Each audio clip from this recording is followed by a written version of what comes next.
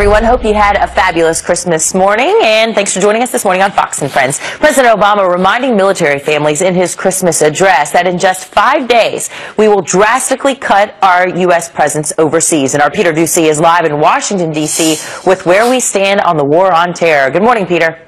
Good morning, Anna. When President Obama gets back to Washington, he's going to have a lot on his plate. You've got ISIS in Iraq and Syria and beyond, kidnapping and beheading Westerners and doing their best to inspire attacks and lone wolves around the world. Then there's the Taliban, who ruthlessly murdered more than 100 students during an assault on a Pakistani army-run school in Peshawar. But the president used the distraction Christmas provided to share some good news with American men and women in uniform, that the beginning of the end of the war in Afghanistan, which has gone on for 13 years and cost more than 2,200 American lives and more than $1 trillion American dollars, is less than a week away.